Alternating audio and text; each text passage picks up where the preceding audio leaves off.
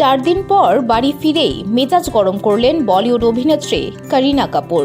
এর আগে গত বৃহস্পতিবার থেকে হাসপাতালে চিকিৎসাধীন অভিনেতা সাইফ আলী খান। সেখানে সার্বক্ষণিক দেখভাল করেন অভিনেত্রী।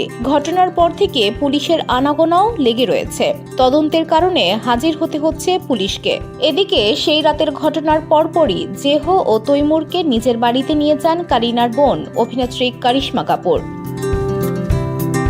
পরে হামলাকারী ধরা পড়ার পর গত রোববার সাইফের 2 সন্তান বাবাকে দেখতে যায়। এ সময় উপস্থিত ছিলেন করিনা। সোমবার 2 ছেলেকে নিয়ে বাসায় ফিরলেন অভিনেত্রী, কিন্তু ফিরেই রাগে ফেটে পড়লেন তিনি।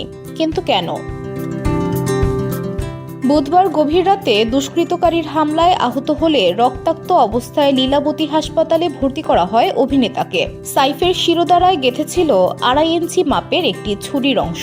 অস্ত্রোপচারের মাধ্যমে বের করা হয় সেই ছুরি। এখন অভিনেতা স্থিতিশীল বলে জানিয়েছেন চিকিৎসকরা। 8 বছরের তৈমুরই নাকি রক্তাক্ত সাইফকে হাসপাতালে নিয়ে যায় বলে জানিয়েছেন চিকিৎসকরা। আবার প্রাথমিকভাবে শোনা গিয়েছিল বড় ছেলে ইব্রাহিম আলী খান নাকি হাসপাতালে নিয়ে গিয়েছিলেন বাবাকে। ঘটনার পর থেকে নানা ধরনের মন্তব্য ছড়িয়েছে, নানা মুনির নানা মত। একের পর এক চাঞ্চল্যকর তথ্য উঠে এসেছে। এখনো তো থেমে নেই, আর এতেই বেজায় চটেছেন বেবো।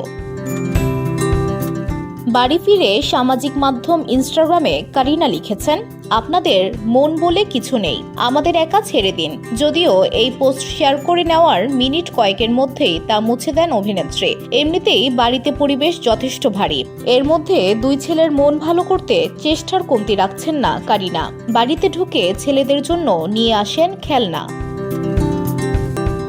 VOD Bangla news desk.